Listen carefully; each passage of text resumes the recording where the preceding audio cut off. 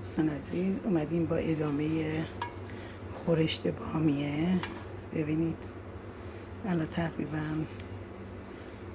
داره آماده میشه، ولی آب داره، این گوشت داره داخلش.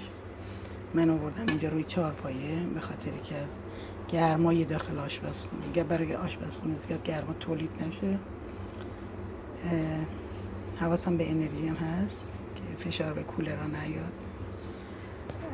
الان موقعیه که دیگه باید بامیه و سیب زمینی رو بریزیم.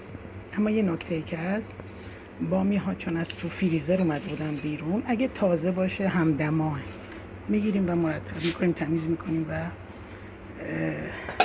داخل غذا میریزیم.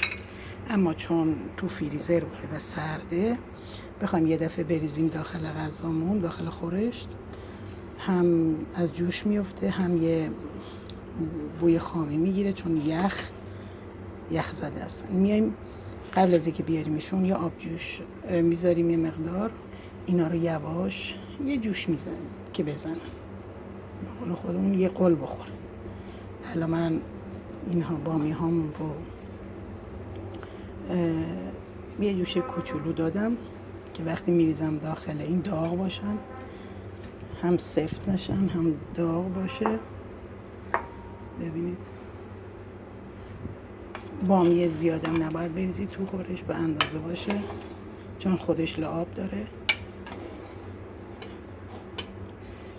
و سیب زمینی که آماده کرده بودیم، سیب زمینی زیاد نباید باشه، یه دونه سیب زمینی برای این غذا کافی.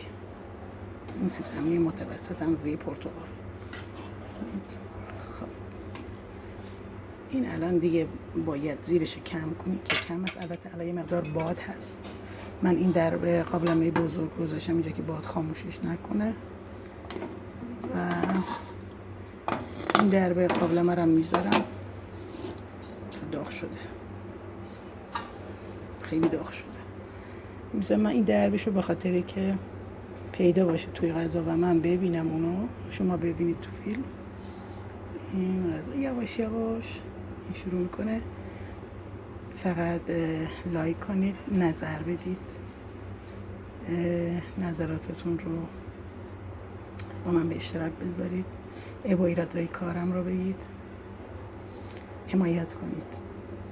آشپزی ساده، خیلی خوب آدم بی دغدغه بلند شه و یه غذایی درست کنه بدون افزودنی های اضافی، بدون تجملات. از اون چیزی که داره سعی کنه به جای تجملات، به جای چیزای اضافی سر سفره، به جایی که 2 تا غذا 3 تا غذا یه غذا درست کنه، کیفیت غذا رو ببره، کیفیت درست کردن غذا رو ببره بالا تا طعم واقعی اون به یاد بمونه. مثلا یه خورشت بامیه رو خوب درست کنیم، نیاییم کنارش ژله بذاریم، سوپ درست کنیم، انواع دسرها رو بذاریم، بیام همون خورشت بامیه‌مون رو قشنگ درست کنیم، با کیفیت درست کنیم و لذت ببریم. انشالله که ببینید و استفاده کنید.